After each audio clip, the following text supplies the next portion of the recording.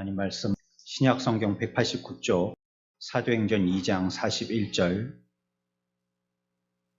그 말을 받은 사람들은 세례를 받음에 이날의 신도의 수가 3,000이나 더하더라. 그들이 사도의 가르침을 받아 서로 교제하고 떡을 떼며 오로지 기도하기를 힘쓰니라. 아멘. 우리가 찬양했을 때 박수를 하는 것은 관람을 해서 잘했다고 칭찬하는 게 아니라 우리가 동참한다는 뜻입니다. 의미를 잘 기억하시기 바랍니다. 그리고 이 시간에 예배도 여러분들이 말씀을 듣고 그 말씀들을 실행하시기를 축원합니다. 제가 지금 여러분들에게는 하나님의 말씀이 어떤 것이라고 관광을 시켜드리는 시간이 아닙니다. 이런 거 몰랐죠 하고 여러분들에게 새로운 것을 소개하는 시간이 아니에요. 우리의 생사가 좌우되는 시간입니다. 여러분들이 이 말씀을 듣고 한 주를 산다면 살 것이고 이 말씀을 듣고 실행하지 않는다면 죽습니다. 음식을 먹지 않고 하루 버티겠어요? 일주일 버티겠어요? 근데 우리가 그런 거를 한 달, 두 달하고 1년, 2년 해보십시오. 그냥 결국은 죽게 되는 겁니다. 우리들도 이 말씀을 들을 때에 이 말씀은 내가 그냥 듣는 시간이라고 생각하기보다도 우리가 앞 시간에 배웠잖아요. 왜 듣는다고요? 하나님 말씀을 왜 들어요? 실행하려고 듣는 겁니다. 왜 기도해요? 실행하려고 기도하는 겁니다. 우리의 실행이 동반되지 아니하면 그건 이론입니다. 그냥 궤관이에요. 그렇기 때문에 이 시간에도 들을 때에 내가 이거 실행한다. 내가 이거 말씀 들었으니까 이거는 내가 좀 하기 힘들었던 것이거나 안 했던 부분이라 할지라도 내가 실행한다. 이 마음을 가지고 아주 독한 마음으로 이 시간에 예배에 임해야 합니다. 그렇지 않으면 듣고 간 걸로 마귀가 여러분들을 갖다가 속여서요. 집에서 이제 교회에서 나와서 집에 가게 되어지면 싹 다 잊어먹게 됩니다. 그냥 왔다 간 걸로 위안을 삼게 되더라고요. 세상에 깊은 영향을 미치는 것은요, 오직 복음뿐이 없습니다. 세상을 변화시킬 수 있는 것은 제도가 아닙니다. 오직 복음밖에 없어요. 지난 시간에도 강조했던 것입니다. 그러나 복음이 빠져버리면 교회도 제도가 된다고 했습니다. 그래서 어떤 단체든지 변화시키기 위해서는 생명이 있어야 되는데 그 생명은 복음뿐이 없는 겁니다. 이것은 우리만의 얘기가 아니라 시대가 지나오면서 역사가 우리들에게 얘기해 주는 것입니다. 역사를 통해서 우리를 변화시켰던 것이 과연 무엇이었는지, 과학이었는지 문명이었는지 복음이었다라고 얘기하고 있는 겁니다. 우리는 지금까지 신약 초대교회가요, 사도들의 가르침과 성도들의 교제에 전혀 힘썼다는 것을 보았습니다. 그리고 이제 오늘은 그 다음 말씀입니다. 42절, 그들이 사도의 가르침을 받아 서로 교제하고 뭘 했다고요? 떡을 뗐다는 말씀입니다. 이 말씀들을 이렇게 부분으로 나눠서 우리가 함께 설명하고 있는 것은 그만큼 이 말씀의 부분이 매우 중요한 위치에 있는데 그 이유가 무엇이냐면 이들의 교회, 예루살렘 교회, 신약의 초대교회가 우리들 오늘날의 교회의 모범이고 기준이기 때문에 그렇습니다. 뒤에 가서 또 설명을 드리겠지만 이것이 없다면 우리가 어떻게 믿어야 될지 모르는 거. 그러나 우리가 하나 미리 알고 있어야 될 것은 신약의 초대교회가 완전한 교회는 아닙니다. 우리가 가끔 쓰는 관용적인 교회에서 쓰는 표현에 보면 신약의 초대교회로 돌아가자고 하지만 사실 초대교회로 돌아가자는 의미는 여러 가지가 있는데요. 우리가 돌아가자고 하는 그 기준이 완전할 때 돌아갈 수 있는 거예요. 그게 불완전하고 그것이 진리가 아니라면 돌아가서 뭐 하겠어요? 그쪽에 가서. 거기서 뭐 얻을 게 뭐가 있겠어요? 기준이 아닌데 말이죠. 오늘 우리가 배우는 것은 그러한 초대교회 여러 가지의 부족하고 결핍된 부분들이 있지만 하나님께서 우리들에게 말씀하여 주시는 그 말씀의 기준을 붙잡다는 겁니다. 그들의 삶의 부족 아니라 그 삶을 변화시키도록 허락하여 주셨던 그 말씀을 우리는 붙잡다는 거예요. 그런 부분에서 떡을 떼매라는 이 말씀도 우리가 좀 유심히 살펴봐야 할 말씀입니다. 이거는 사도들의 가르침부터 내려오는 아주 중요하고 귀한 말씀입니다. 우리가 지금 또 배우는 것도 사도들의 가르침을 통해서 배운 것이고요. 그 사도들의 가르침에 의해서 전달되어지는 것이 오늘날까지 이어진 것입니다. 그런데 오늘날은 이런 걸 배우지 않습니다. 왜냐하면 현대인들은 많은 지식을 가지고 있다라고 스스로 판단하기 때문입니다. 요즘 초등학교 안 나온 사람이 어디 있어요? 요즘에 중학교 안 나온 사람이 어디 있어요? 기본적으로 다 고등학교까지만 졸업하지 않습니다. 예전에는 고등학교를 졸업 못해서 군대 못 가고 그런 분들도 계신다 하시더라고요. 근데 요즘에 그런 사람들은 잘 없죠. 다른 여러 가지가 이유가 있어서 그렇지, 학교 교육 때문에 그런 일들에 제재받는 사람들은 잘 없는 줄 알고 있습니다. 오늘날은 웬만한 사람들은 다 고등교육까지 받죠. 그래서 그들의 가운데 갖고 있는 생각이 뭐냐면, 내게는 이와 같이 높은 지식이 있으니까 옛날부터 내려오던 전통적인 고리타분한 지식은 필요 없다는 거예요.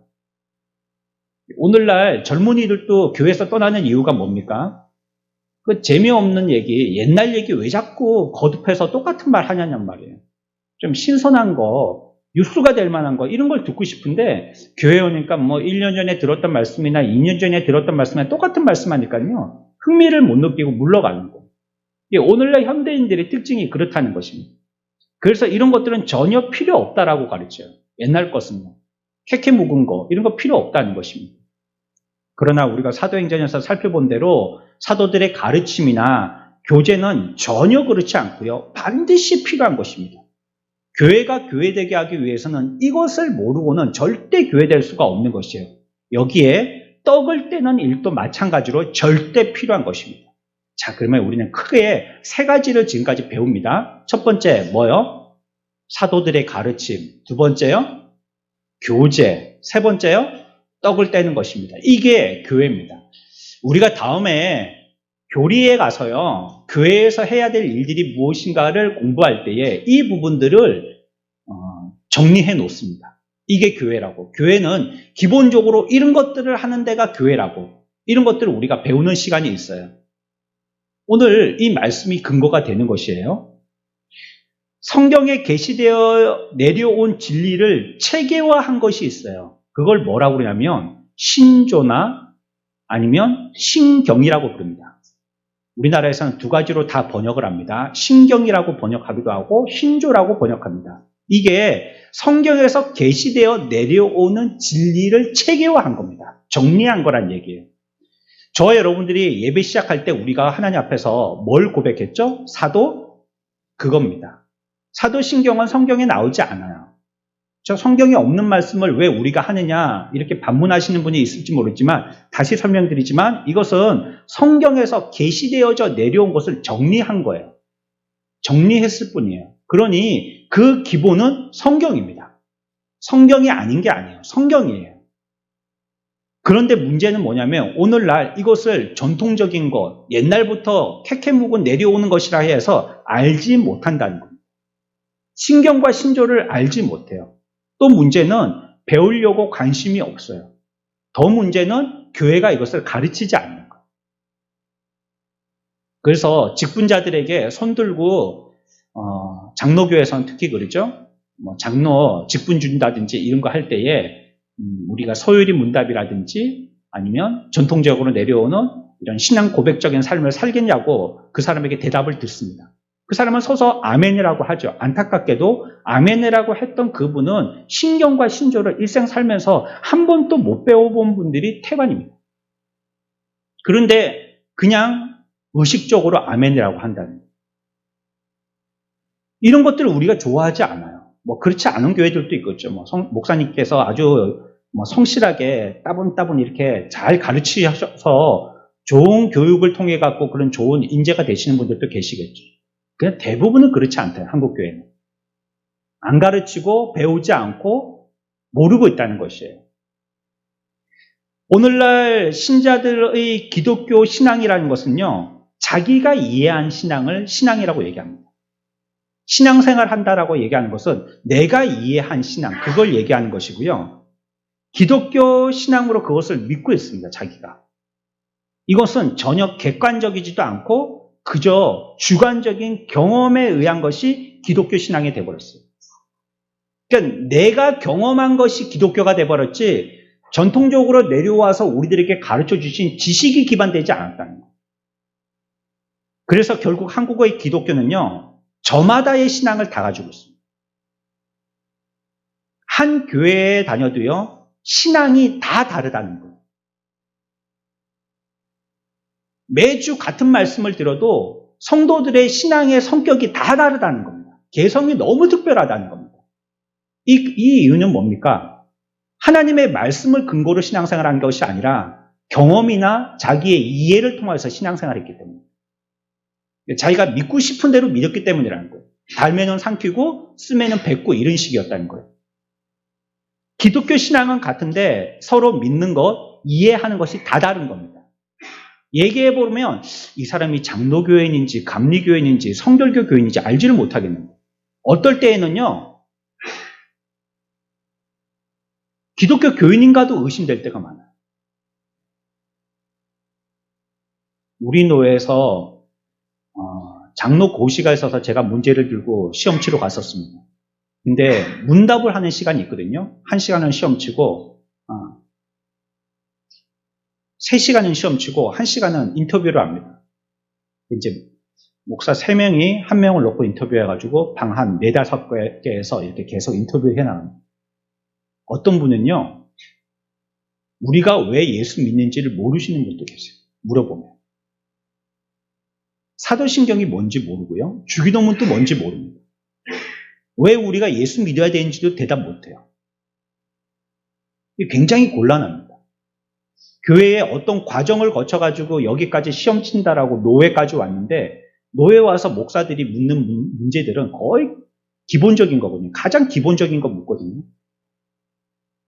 간혹 가다가 문제를 조금 틀어가지고요, 좀 거기에 대해서 좀 더 심도 있게 아시라고 그렇게 하는 경우들이 혹 있지만, 거의 다가 기출문제들이 다 있어서요, 그 문제들이 기본돼가지고 그거 갖고 시험 치는 겁니다. 그런데 그런 가장 기본적인 것도 이해 못 하시고 있습니다. 왜냐고 물으면, 왜 이런 것도 모르시냐고 물으면 너무 바빠서요. 공부할 시간이 없었다는 거예요. 저는 개인적으로 만약에 그렇다면 그분은 다음에 받으시기를 권합니다. 좀 준비하고 받으시는 게 좋아요. 왜냐하면 어차피 배운 것을 가지고 일하려고 직분을 받는 것이기 때문에 모르면 일을 못하는 거예요. 내가 누구를 지도해야 되는데 지도자가 모른다면 어떻게 지도를 하겠어요? 이건 한 예지만요, 더 이상 얘기할 필요는 없고, 한국교회가 지금 실정이 이렇다는 거예요. 우리들은 그저 경험을 전수받은 신앙을 갖고 있어요. 성경의 진리를 전수받은 것이 아니라, 성경적인 표현을 한다면 사도들의 가르침을 전수받은 게 아니라 우리의 선배들로부터 그들이 경험한 경험 지식을 우리의 지식으로 삼고 있다는 거예요. 경험이 다 다르지 않습니까? 여기 100명이 앉아있으면 100명의 경험들이 다 다르지 않습니까? 그 선생님을 통해서 배운 학생은 그 선생님의 신앙대로만 되게 되더라고요. 물론 그게 긍정적인 면도 있어요. 그러나 그 선생님이 완전하지 못한 것은 분명하기 때문에요, 그래서 배우는 것도 완전하지 못한 걸 배우게 될 때가 많은 것입니다. 그래서 인간들은요, 전통적인 것 배우려고 하지 않아요. 그리고 그냥 경험적인 것, 쉽게 받아들일 수 있는 것, 여기에 그냥 손을 뻗치는 것입니다. 그리고 그런 것들을 다 치부해 버리는 것입니다. 그래서 오늘날 현대인뿐만 아니라 모든 시대에 일컬어서 예수 안 믿는 사람들, 예수님을 믿는 걸 부정하거나 자기에 의해서 믿으려고 하는 사람들의 공통적인 고백은요, 무엇이냐면 하나님이 없다라고 얘기하는 그런 삶을 살고 고백한다는 거예요. 아니죠? 입으로는 그렇게 얘기하지 않을 겁니다. 분명히. 신앙생활을 하는 사람이 누가 하나님을 없다고 하겠습니까? 그러나 삶을 통해서 표현하기는 하나님이 없다는 삶을 철저하게 지키면서 살다는 거예요. 하나님 없는 삶을 산다는 거예요. 시편 14편 1절입니다. 이들이 뭐라고 고백하는지, 또한 그 고백이 그 사람을 어떤 사람이라고 얘기하는지 한번 살펴봅시다. 어리석은 자는 그의 마음에 이르기를 하나님이 없다 하는도다. 아멘. 하나님이 없다는 사람은 성경에 어떤 사람이라고 얘기해요? 어리석은 자라는 겁니다. 어리석은 자. 다시 얘기하면 네가 잘 모르구나 이 뜻입니다. 잘 모르는 사람들은 하나님이 없다는 거예요. 하나님을 믿는데 우리의 신앙에서 불신앙의 삶을 사는 것은 잘 모르는 사람입니다. 그 사람은. 자기가 아는 게 다가 아니고요. 잘 모르고 있는 거예요. 현대인들의 문제가 여기에 있는 겁니다. 모든 문제의 원인이 여기에 있는 겁니다. 뭡니까? 하나님을 잘 알지 못하는 것입니다. 그래서 우리가 신앙생활 하는데 자꾸 뭔가 삐걱거리는 겁니다. 잘 알지 못하기 때문에. 이것이요, 개인 대 개인의 만남에서 문제를 일으키고요, 집단과 집단의 관계에서 문제를 일으키고요, 계층과 계층의 관계에서 문제를 일으키고요, 국가와 국가 간의 관계에서 문제를 일으킵니다. 그 원인이 뭐라고요? 왜 이런 문제를 일으킨다고요? 하나님을 잘 모르기 때문에 그렇습니다. 몰라서 그런 것입니다. 오늘 읽은 본문은요, 떡을 떼는 일을 얘기하고 있습니다. 주보 표지에서 여러분들이 대충 힌트를 얻으셨겠지만 떡을 떼는 일이라는 것은 뭘 얘기하는 거죠?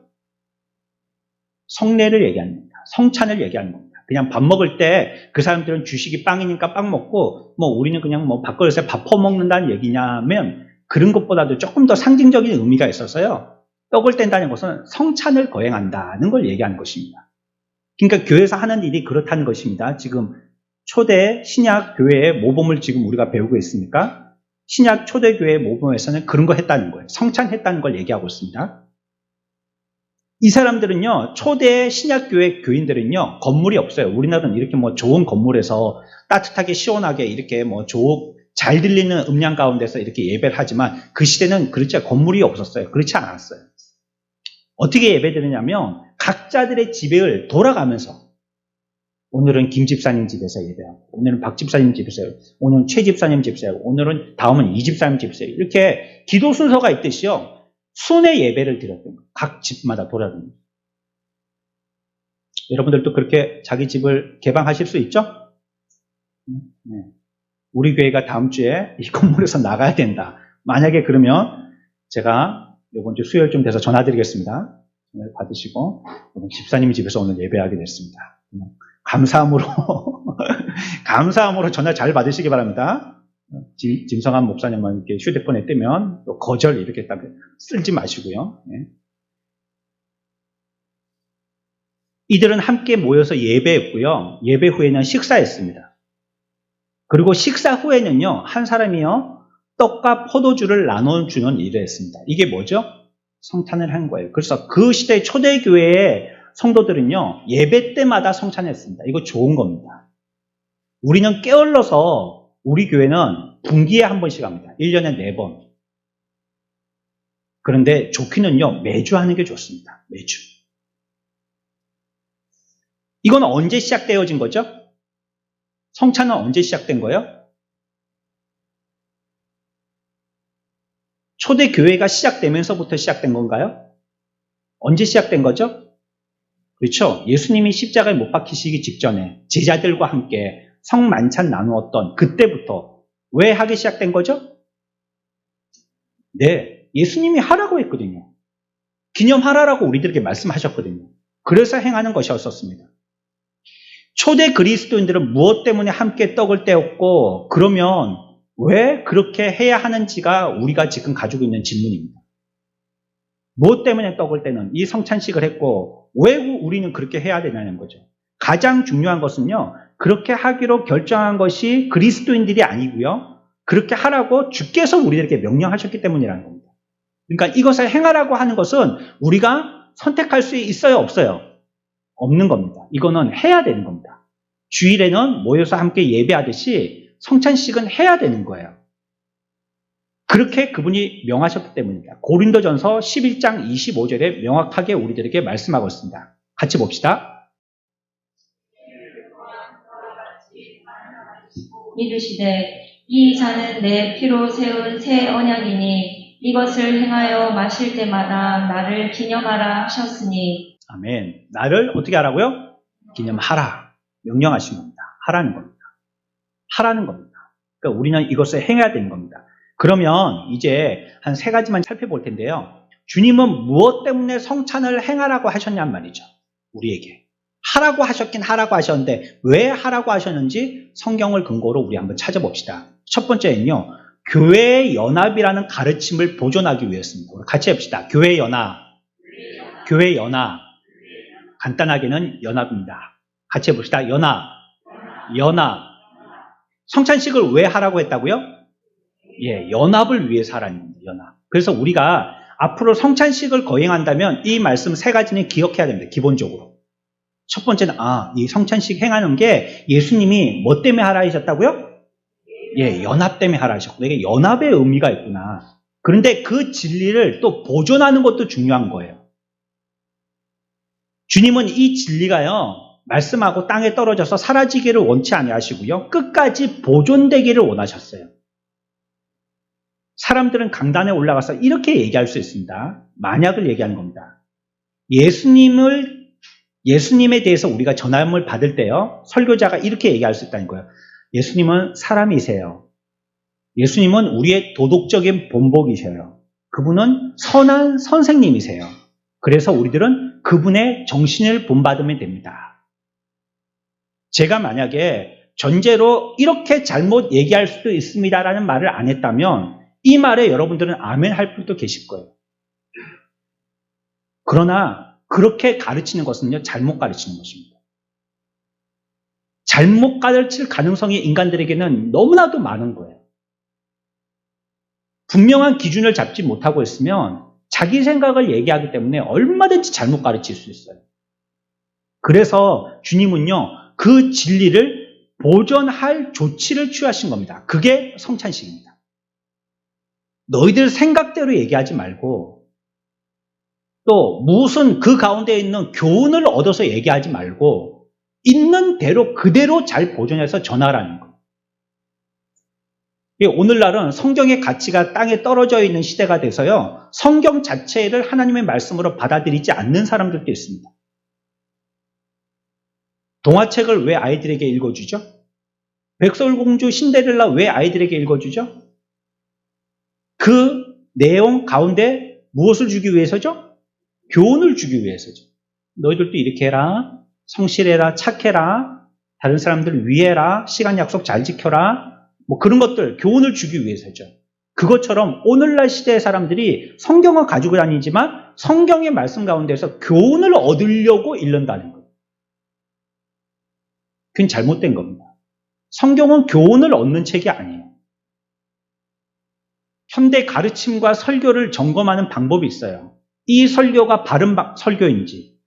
그렇다고 여러분들이 어디에 가서 말씀을 들을 때, 야, 우리 목사님이 오늘 점검하는 방법을 가르쳐 주셨는데 한번 점검을 해보겠다, 이러면 안 됩니다. 하나님의 말씀으로 아멘으로 받으려고 마음문을 열어야지 목사님을 그냥 점검하려고 그러면 안 돼요. 그러면 은혜가 안 돼요. 신학자들이 그렇다는 거예요. 신학자들이 점검하는 테스트하는 방법을 만들었어요. 그게 뭐냐면 현대의 가르침과 설교가 이 성찬과 과연 이어지는가 하는 거예요. 강단에서 외치고 있는 이 설교가 과연 성찬과 이어지는가, 성찬과 맥이 결이 같으냐는 거예요. 한결이고 일맥상통하느냐는 거예요. 성찬이 설교의 메시지를 증명해 줘야 됩니다. 그렇지 않다면 그 메시지는요, 잘못된 메시지. 뜬금없는 도덕적인 거, 윤리적인 거 얘기하는데 성찬과는 전혀 상관이 없어요. 그분의 살과 피와는 전혀 상관이 없어요. 그렇다면 그 메시지는 지금 연설했던 겁니다. 설교한 게 아니고. 바울은 심한 분열 속에 있는 고린도 교회 편지에게 이렇게 글을 보냅니다. 뭐라고 편지했죠? 고린도전서 10장 16절 말씀입니다. 함께 봅시다. 우리가 축복하는 바 축복의 잔은 그리스도의 피에 참여함이 아니며 우리가 떼는 떡은 그리스도의 몸에 참여함이 아니냐. 떡이 하나요 많은 우리가 한 몸이니 이는 우리가 다 한 떡에 참여함이라. 아멘. 우리가 뭐라고 말씀을 배우냐면요, 우리에게 주신 이 진리를, 성령이 우리들에게 주셨던 이 진리, 하나의 귀양, 이 진리를 우리가 이것을 잘 지키는 자가 돼. 에베소서 4장에서는 평안에 매는 줄로 성령이 하나 되게 하신 것을 힘써 지키라 했거든요. 성령이 우리들에게 주신 것을 우리는 지키는데 그냥 허리띠 풀어놓고 지키면 안 된다고, 힘써 지켜야 된다는 거예요. 목숨 걸고 지켜야 된다는 겁니다. 이것을 지킬 수 있는 방법이 뭐냐면 성천을 행하는 거라는 거예요. 성찬을. 기독교에서는요, 보여지는 말씀으로 나타나는 의식은 한 가지뿐이 없습니다. 성찬뿐이 없습니다. 이것 말고는 없어요. 기독교에서는. 나머지는 전부 다 진리의 말씀으로 선포되어지는 것이죠. 의식으로는 없어요. 천주교에는 뭐 7계단, 뭐 12계단, 뭐 여러 가지의 의식들이 있는데 그것이 완전해야져야지만 구원을 이룬다고 하지만 기독교에서는 그렇게 얘기하지 않습니다. 성경이 우리들에게 하라고 하는 의식만 하는 거예요. 이게 뭐냐면 성찬식입니다. 어떤 사람들은 자신이 바울의 제자다라고 자랑합니다. 또 어떤 사람들은 훨씬 철학적인 아볼로의 제자다라고 얘기합니다. 왜 그럴까요? 앞에서 설명드렸던 나름대로 그 사람들이 교리, 또 신조, 신경 이런 게 없기 때문이었습니다. 진리의 말씀을 붙들지 않았기 때문에 진리를 체계화하지 않았기 때문에 그래요. 그러다 보니까 나는 목사님 패, 나는 부목사님 패, 나는 A 집사님 편, 나는 B 집사님 편이 되는 거예요. 자기는 그 사람한테 더 끌리거든요. 내 경험과 저 사람의 경험이 좀 일치되는 것 같아서 뭔가 코드가 맞는 것 같거든요. 이렇게 되는 겁니다. 이게 왜 그렇죠? 앞에서 말씀드린 그런 일들. 어제 신조나 뭐 이런 신경이나 이런 게 없기 때문에 그래요. 그것을 기준으로 믿고 있지 않기 때문에 그래요. 여기에 고린도 교회 교인들도 그렇다는 거예요. 익히 알듯이 나는 바울패, 나는 아볼로패, 나는 뭐 예수님패 이렇게 전부 다 패가 나눠져 있더라는 거예요. 성찬을 임할 때 바울이든지 아볼로든지 게바든지 말씀을 전하는 사람이 누구든지 상관이 없습니다. 다 잊어버려야 됩니다. 말씀을 전하는 자들은 다 잊어버려도 괜찮아요. 오직 말씀을 전하게 하는 목적이 그리스도만 나타나면 됩니다. 그분만을 바라보면 됩니다. 여러분들이 교회에 와서 사람으로 인해서 시험을 받는 경우가 있는데 왜 그렇습니까? 말 그대로 사람을 보기 때문에 그렇습니다. 이거는 여러분들이 알고 있는 불분문 용어가 같은 거죠. 교회 가면 늘상 듣는 말 아닙니까? 사람 보지 말고 하나님 보라고. 그런데 예수님이 있다 보면 사람이 더 크게 보이는 거예요. 그래서 결국은 우리들도 고린도 교회가 되는 겁니다. 나는 목사님 편, 나는 뭐 권사님 편, 나는 집사님 편, 나는 뭐 저 성도 편, 이 성도 편, 그렇게 편 나누기가 되는 겁니다. 사람 보면 안 돼요. 누가 전했는지가 중요한 게 아니에요. 누구를 전하는 주가 중요한 거예요. 오직 이들은 그리스도만을 전해야 됐습니다. 그러나 그렇지 못한 걸 바울은 지적하고 있는 겁니다.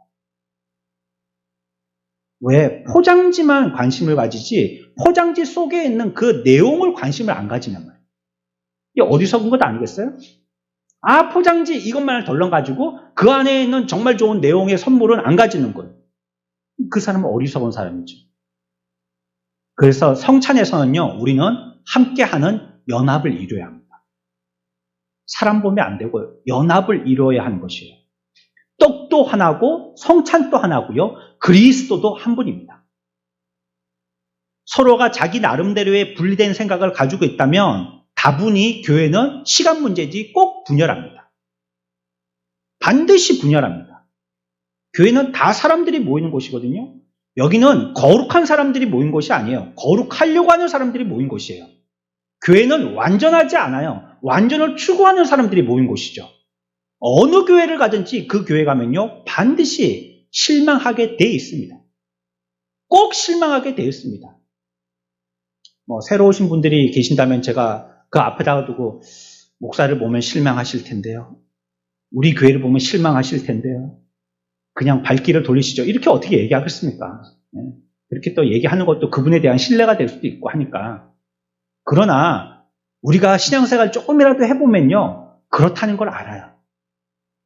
목사 별 볼 일 없습니다. 목사. 대단하지도 않습니다. 저나 여러분들이나 뭐 별 차이도 나지 않습니다. 그냥 저는 저의 일로서 말씀을 전할 뿐이에요.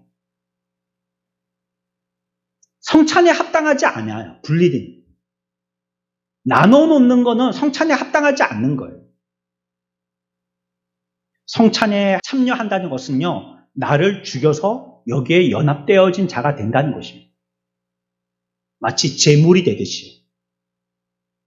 그래서 연합에는요, 반드시 필요한 요소가 있는데 그게 뭐냐면 겸손이에요. 자기 잘났다고 하는 사람들 연합이 되든가요? 연합 안 됩니다. 아, 난 못났어 하는 사람들끼리 연합이 되는 거예요. 그런데 초대교회, 신약의 초대교회 교인들은요, 다 나는 못났어 하는 사람들이었었어요.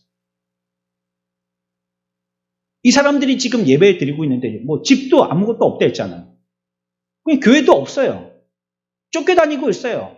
어떤 때는 예배 드릴 장소가 없어서 무덤가에 가서 예배 드리고, 무덤 속에서 예배 드리고 이랬어요. 우리 찬송 한 장 불러봅시다. 제가 설교할 때 찬송을 잘 안 부르는 편인데, 이 찬송을 한번 불러야지 우리가 그 가사를 통해서 얻을 수 있는 오늘 말씀에 잘 이어질 것 같아서요. 찬송 한번 불러봅시다. 149장입니다. 1절과 2절만 부릅시다.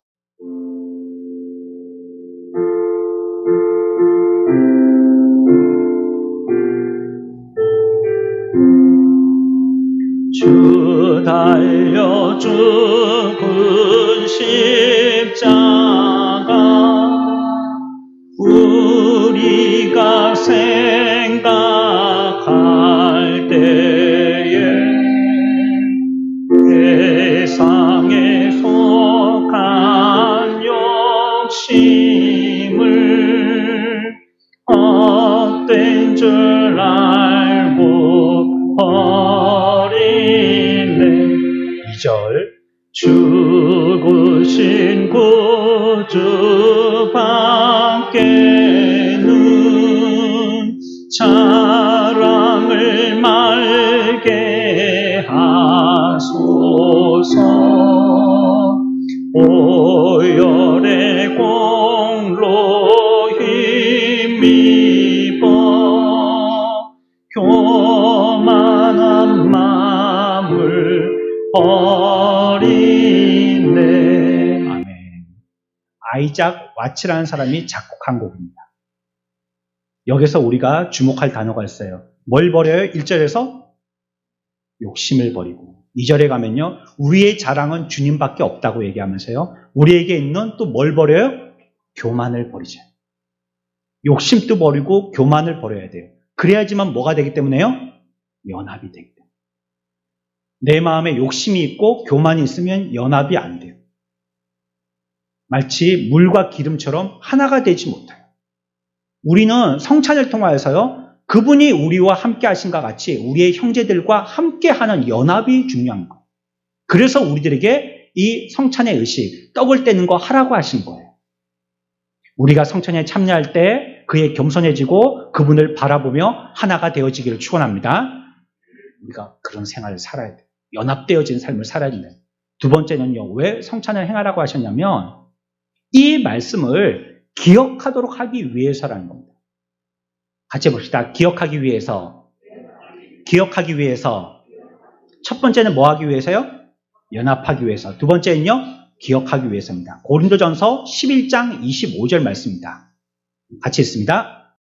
식후에 또한 그와 같이 잔을 가지시고 이르시되 이 잔은 내 피로 채운 새 언약이니 이것을 행하여 마실 때마다 나를 기념하라 하셨으니. 시편 145편 7절 말씀입니다. 같이 봅시다. 그들이 주의 크신 은혜를 기념하여 말하며 주의 의를 노래하리이다. 뭘 하라고요? 뭐 하라고요? 기념하라는 기념. 기념은 뭡니까? 기억이라는 뜻입니다. 기억. 기억하라는 겁니다. 기념비를 왜 세웁니까? 기억하라고 세우는 겁니다. 기념 동상 왜 세우죠? 기억하라는 겁니다. 기억하는 의미예요. 그러니까 성찬의 의식을 우리들에게 행하라 하는 것은 고린도전서 11장에서 그것을 통해서 주님을 뭐 하라고요? 기념하라고, 기억하라고. 그래서 주신 것입니다. 그래서 우리들은 모여 있는 겁니다.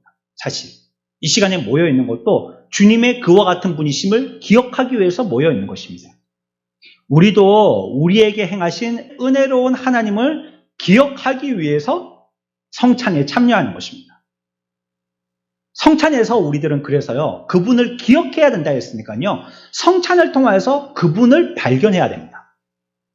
발견해야지 기억해야죠. 뭐 아무것도 없는데 뭘 기억한단 말이에요. 그래서 성찬의 상징적인 떡과 잔을 통해서 그분을 발견해야 되는 것이에요.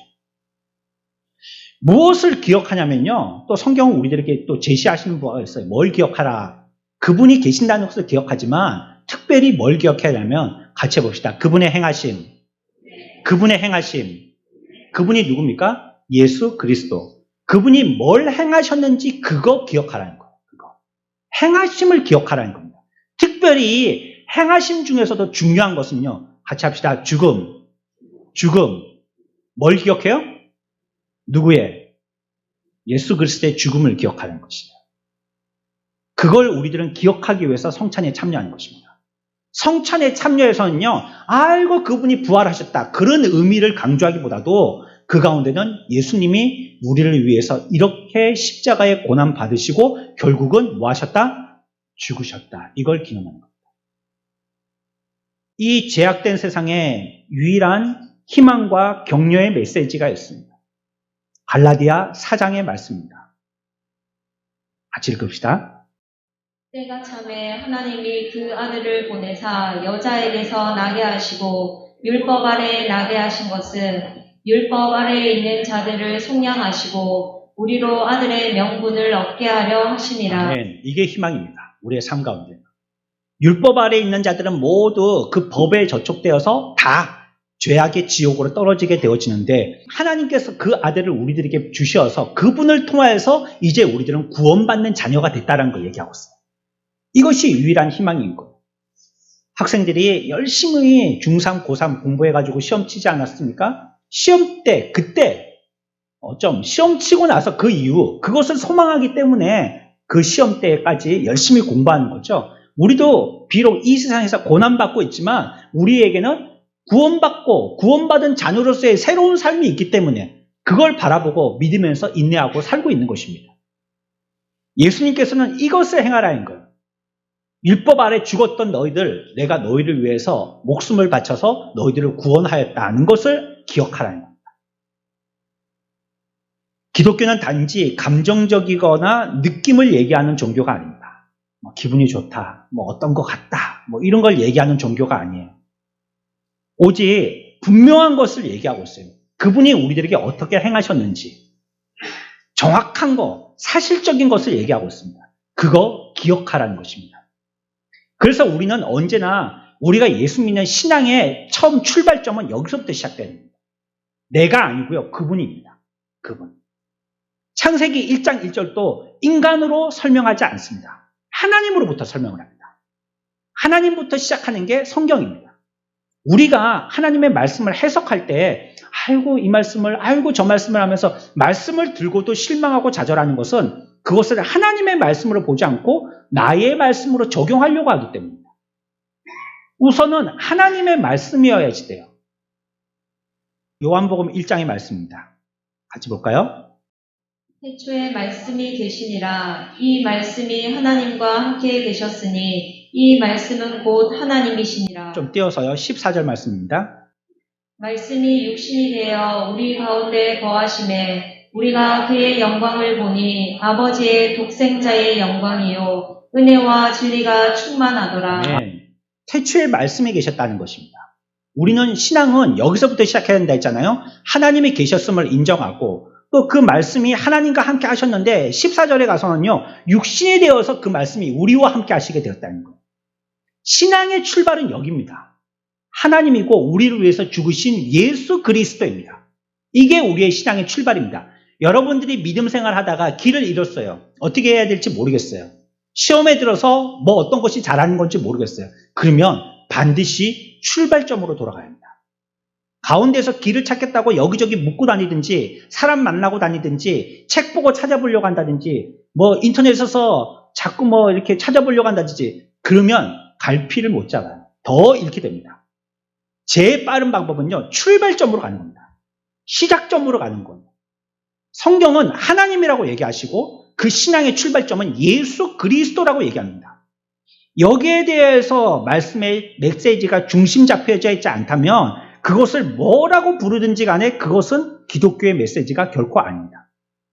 하나님과 예수 그리스도가 우리의 시작점이라고 얘기하지 않는다면 그것은 사실 설교가 아니라는 겁니다. 기독교의 핵심은 인간이 어리석어서 우리가 하나님을 등 돌렸습니다. 이렇게 얘기하고 있습니다. 그래서 우리들은 하나님이 없다라고 얘기하고 있습니다. 이렇게 얘기합니다. 하나님께서 그러나 세상을 사랑하시고 불쌍히 여기셔서 당신의 독생자를 세상에 보내셨다는 겁니다. 그게 기독교의 핵심입니다. 사랑 얘기하지만 형제의 사랑을 말하기 전에 예수님이 우리를 어떻게 사랑하시는지를 먼저 얘기하는 것이 순서입니다. 그 이후에 형제 사랑은 두 번째인 겁니다. 하나님의 사랑을 먼저 얘기하는 이게 기독교의 핵심이에요. 그래서 성찬이 상기시키는 것은 구원은 오직 그리스도로만 구원받을 수 있다는 것입니다. 그리스도 외에는 구원자가 없다는 것을 뭘 하라? 기억하라는 겁니다. 여기 떡, 여기 빵, 여기 피, 예수 그리스도가 우리를 구원하시기 위해서 흘리신 피와 살이야. 그거 기억하라는 겁니다. 그분이 죽으심으로 죄는 죽었고 우리들은 새 생명을 얻어서 다시 거듭나게 되어졌다는 것.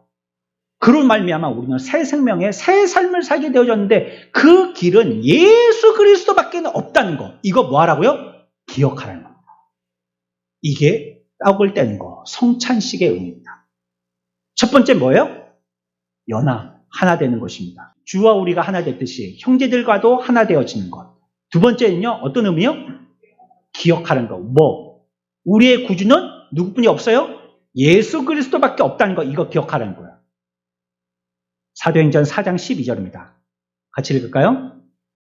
다른 이로서는 구원을 받을 수 없나니 천하 사람 중에 구원을 받을 만한 다른 이름을 우리에게 주신 일이 없음이라 하였더라. 네. 목사님 잘 배웠더니 구원받는다 그런 말 없습니다. 좋은 교회 선택했더니 구원받는다 이런 말씀도 없습니다. 좋은 집사님 만났더니 구원받는다 이런 말씀도 없습니다. 교양 서적을 많이 읽었더니 구원받는다는 말씀도 없습니다. 오직 구원은 예수 그리스도로 말미암지 않고 구원받지 못한다는 겁니다. 그래서 한 길뿐입니다. 구원은 오직 예수로만입니다. 아무리 착하게 살아도 법 없어도 살만한 사람이라 할지라도 예수가 아니면 그 사람은 구원받지 못합니다. 절대 못 받습니다. 가족 중에 누가 예수 열심히 믿는 사람이 있습니까? 묶여서 동아줄처럼 같이 구원받는 일은 절대 없습니다. 그분으로만 개인적으로 구원받는 것입니다. 이것처럼 최초의 그리스도인들이 함께 떡을 뗀 것은요, 주님을 기억하기 위해서입니다. 성경이 그걸 우리들에게 고린도전서 11장을 통해서 얘기하고 있습니다. 기억하라, 기념하라. 세 번째는요, 11장 26절, 아까 우리는 25절 읽었죠? 고린도전서 11장 26절 읽겠습니다. 같이 읽습니다. 너희가 이 떡을 먹으며 이 잔을 마실 때마다 주의 죽으심을 그가 오실 때까지 전하는 것이니라. 네, 세 번째 원리입니다. 성찬을 할 때 우리는 왜 해야 되는지, 성찬을 하면서 기억해야 될 것이 있다고 했어요. 무엇이냐면 이 떡을 먹으며 이 잔을 마실 때마다 뭐 하라고요? 주의 죽으심을 그가 오실 때까지 전하는 것이라는 겁니다. 성찬의 의미는 그래서 전하는, 선포의 의미가 있습니다. 전해야 되는 것입니다. 바울은 초대교회 그리스도인들이 주님의 죽으심을 선포하고 있다고 얘기하고 있습니다. 그게 초대 신약 교회의 그리스도인들입니다. 말씀을 선포하는 자들이라는 거예요. 복음서는요, 주님께서 십자가에 달리셨을 때에 모든 제자들이 낙심했다라고 얘기하고 있습니다. 제자들은 소망이 완전히 사라졌어요. 그때 갑자기 주님께서 나타나셔서 제자들의 우매함을 꾸짖으십니다. 그리고 이들이 몰랐던 것을 갖다가 가르쳐 주십니다. 그 결과 제자들은요, 더 이상 낙심하거나 부끄러워하지 않습니다. 완전히 손 뒤집는 것처럼 바뀌어버렸어요, 사람이. 같은 사람인데 완전히 바뀌어버렸다는 거예요. 이들은 그분의 죽으심을 선언하고 선포하기 위해서 이제 떡을 떼기 시작합니다. 그것을 기념하고 이제 그 기념으로 나가서 선포하기 시작한 겁니다. 고린도전서 2장의 2절 말씀입니다. 같이 봅시다. 내가 너희 중에서 예수 그리스도와 그가 십자가에 못 박이신 것 외에는 아무것도 알지 아니하기로 작정하였습니다. 우리가 알기를 원하는 것은 무엇이어야지 돼요? 예수 그리스도, 그분만을 알기를 원해야 됩니다. 뭐 철학, 교양, 어떤 것을 통한 학습, 어떤 의미, 교훈, 예수 그리스도만 알면 돼요. 그것이 가장 기본적인 것입니다. 우리가 복음을 전할 때도 마찬가지입니다. 천국 갑시다. 좋은 데 갑시다. 저렇게 시골의 할머니들, 할아버지들 예수 믿게 하려고 전도할 때 뭐 예수님 알아듣겠나? 예수 그리스도라는 이름도 낯선데 그거 알아듣겠나 싶어서 말하지 않으면 안 돼요. 물론 천국도 얘기하고요. 좋은 데 갑시다 하는 말도 붙이면 좋지만 예수 그리스도를 말하지 않고서는 그건 복음이 아니에요. 전도지라고 만들어놨는데 거기에 뭐 이렇게 하면 됩니다. 뭐 지압법, 뭐 어떤 뭐 몸에 좋은 건강식 뭐 이런 것들을 쫙 설명했는데 예수 그리스도의 이름이 하나도 없어요. 그러면 그것은 찌라시입니다. 전도지가 아닙니다. 복음이 가입되어 있지 않, 그게 복음이 들어가 있지 않은 게 그게 무슨 전도지예요.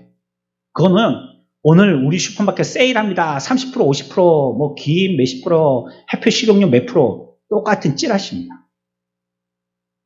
예수 그리스도가 반드시 들어가야 됩니다. 뭐 다른 설명은 조금 빈약하더라도 예수 그리스도에 대한 제시가 없다면 그건 전도지가 아닌 거예요. 바울은 갈라디아 교인들에게도 이렇게 얘기합니다. 갈라디아서 6장 14절 말씀입니다. 같이 봅시다. 그러나 내게는 우리 주 예수 그리스도의 십자가 외에 결코 자랑할 것이 없으니 그리스도로 말미암아 세상이 나를 대하여 십자가에 못 박히고 내가 또한 세상을 대하여 그러하니라. 이거 아는 걸 그렇게 힘쓰고요. 이걸 알기 위해서 그렇게 애쓰고요. 안 걸 전하기 위해서 그렇게 힘썼다는 거예요. 이 초대교회 그리스도인들입니다. 어쩜 오늘날의 현대 그리스도인들은 얼마나 예수님인데 복잡하게 믿습니까? 뭐 하라는 것도 많고 하지 말라는 것도 많고 생각할 것도 많고. 복음은요 사실 굉장히 단순한 겁니다. 예수 그리스도 그거 아는 거예요. 그분이 우리를 위해서 뭘 하셨는지, 그러면 우리들은 뭘 해야 되는지, 그걸 배우고 그걸 가르치고 그걸 적용하여서 사는 거예요. 그게 예수 믿는 거예요. 바울의 설교는요, 주님의 가르침이나 그분이 본이 되어서 우리들에게 본을 보여주신 것, 이런 거 얘기하지 않습니다. 뭘 얘기하는 거예요? 예수 그리스도 얘기한다는 거예요. 그분이 뭘 얘기하셔서 우리들에게 어떤 교훈을 남기셨는가, 이런 거 얘기하지 않는다는 거예요. 그분 그대로 액면대로 얘기한다는 거예요. 그냥. 가서 듣지 않았어 잘 모르겠지만 아마 설교가 맨날 같았을 거예요. 예수 그리스도만 반복적으로 얘기했을 테니까. 그래도 신약의 초대교회 교인들은 그 말씀을 들을 때 감동되어서 가슴이 뜨거웠다는 거예요. 저분이 우리를 위해서 죽으셨다는 거예요. 내가 전에는 저자를 십자가에 못 박으라 했던 자인데 그분을 보고 실망하고 좌절하고 다 물러가서 그냥 고기잡기나 하고 그랬던 자인데 사실 알고 봤더니 그분이 우리를 구원하실 참 메시아 구주라시라는 거, 그걸 알게 되었을 때 그것이 미안하고 죄송하고 참 진리를 우리들에게 생명으로 보여주신 것에 대해서 빛을 보게 되어서 우리가 갈 길을 알게 되어서 감동하고 감격하게 되어서요, 그들의 입으로 고백할 수밖에 없었던 것은 예수 그리스도밖에 없었다는 거예요. 그래서 날마다 예수를 들어도요, 예수라는 이름이 그렇게도 사랑스러운 거예요. 날마다 예수님을 들어도요, 그 마음이 예수님이라는 이름을 들을 때마다 더 벅차고 뜨거웠던 겁니다. 바울의 설교는요, 예수 그리스도의 죽으심만을 얘기했습니다. 우리에게 소망은 뭡니까? 우리가 사는 것이 소망입니까? 아니요. 예수 그리스도가 죽었다는 것이 소망입니다. 그분이 죽으심이 우리에게는 소망이 되는 것입니다. 처음에 말씀드렸죠. 인간의 모든 문제는 하나님으로부터 분리되는 것이 문제입니다. 하나님을 알지 못하는 것이 문제입니다. 이 세상에 하나님의 것이라는 것을 인식하지 못할 때요, 사람들은 무익하게 하나님께 대해서 반항만 하게 되는 겁니다. 하나님과 맞서 싸우고요. 그렇게 되면 패배, 재난, 절망의 결과만 맛보게 되는 것입니다. 이들에게 가장 필요한 것은 무엇이냐면 어떻게 우리가 교육을 많이 한다든지 문화생활을 즐긴다든지 그런 것이 아닙니다. 오예배 때 우리가 1청년 헌신예배 때도 희망에 대해서 얘기하면서 무엇이 우리들의 근심거리인가를 설명드릴 때도 말씀드리겠지만 이런 것들 뭐 세상에 있는 걸 갖다가 뭐 다채롭게 하고 다양하게 하고 깊게 만들고 뭐 이렇게 한다고 되는 것이 아니에요. 하나님을 알고 그분과 화목하게 되어져야지만 우리들은 문제에서 해결하는 첫걸음을 딛는 겁니다. 주님과 화목하지 않으면 사랑과 화목이요? 쓸데없어요.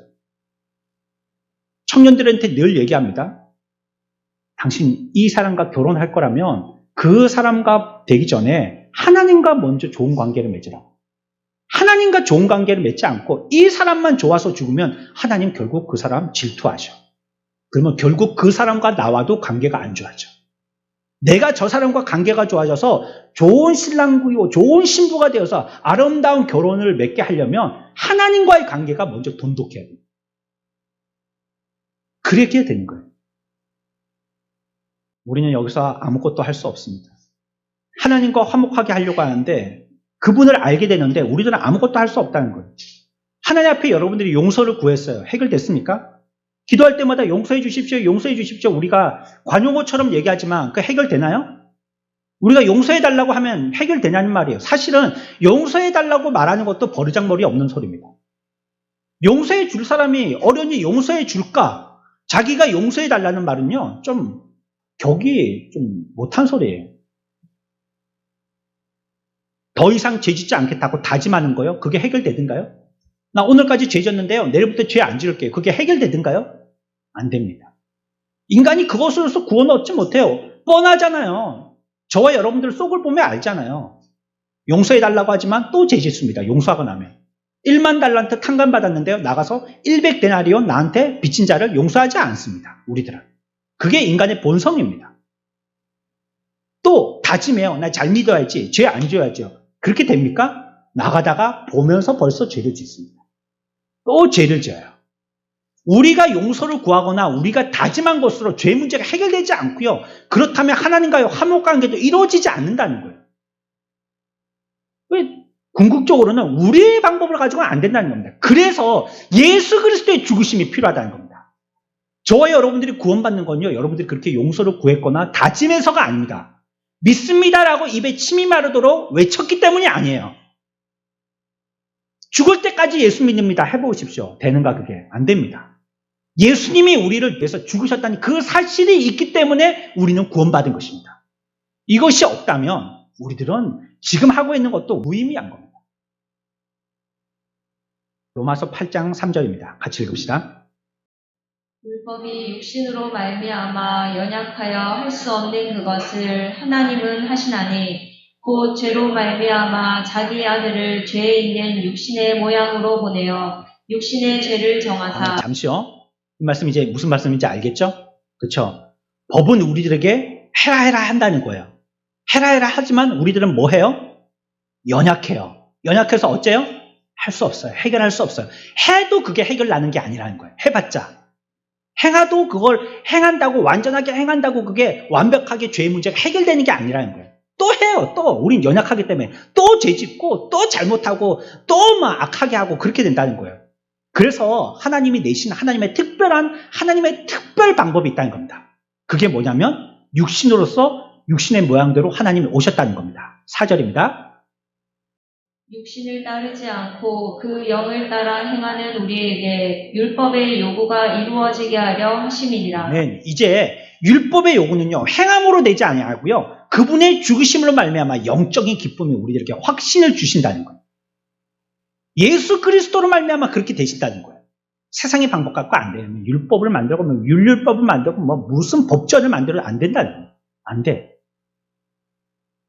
이것이 선포입니다. 선포입니다. 이걸 선포하라는 것입니다.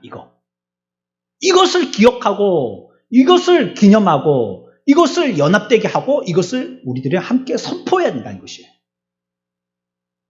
그래서 교회가 떡을 떼는 이유는요, 선포하기 위해서입니다.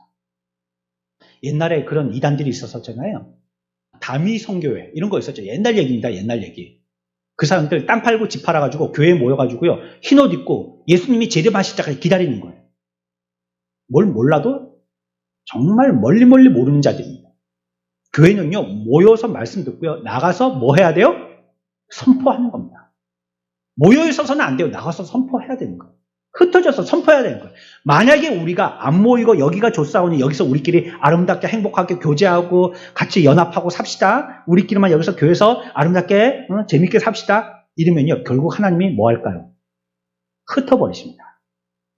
흩어져야 되는 것이 우리의 사명인데 안 흩어지려고 하면 하나님이 흩어버리세요.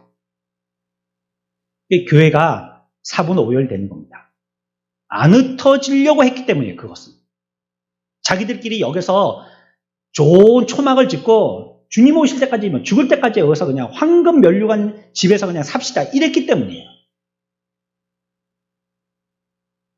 하나님께서 그리스도 안에서 인간과 새 언약을 세우셨고 그리스도께서 흘리신 피로 그 언약을 비준하신 겁니다. 마치 구약 때 제물이 하나님과의 관계에 그 피가 비준되게 했던 것처럼 오늘날에는 예수 그리스도가 새로운 언약의 피가 되었다는 것이에요.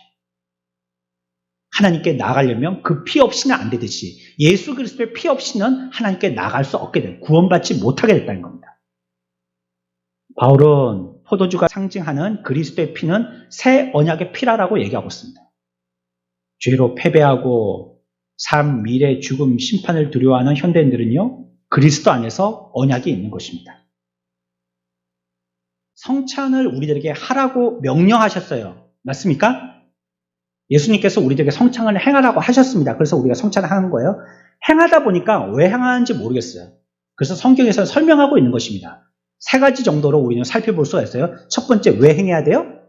연합해야 되기 때문에. 첫 번째로 누구하고 연합하면 하나님과 연합하는 겁니다. 그분으로 통해서 임마누엘의 하나님, 우리 가운데 계시는 그분과 연합되고 또 형제들과 연합돼야 되는 것입니다. 두 번째요, 뭐 하기 위해서 하는 거예요? 기억하고 기념하기 위해서입니다. 뭘요? 그분이 우리를 위해서 죽으셨다는 거. 이거 기념하는 겁니다. 우리를 위해서 어떤 삶을 행하셨는지 이거 기념하고 우리를 또 기억하라는 것입니다. 세 번째, 왜 성찬을 행해요? 선포하기 위해서.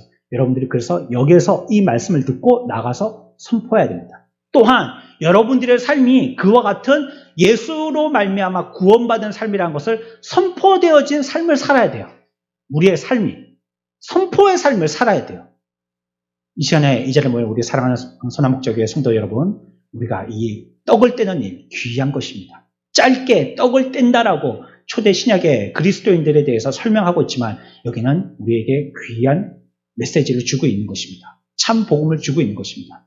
우리가 이 의미를 기억하고 주님의 피와 살에 함께 되어지는 저 여러분들의 삶들 되어지시길 축원합니다.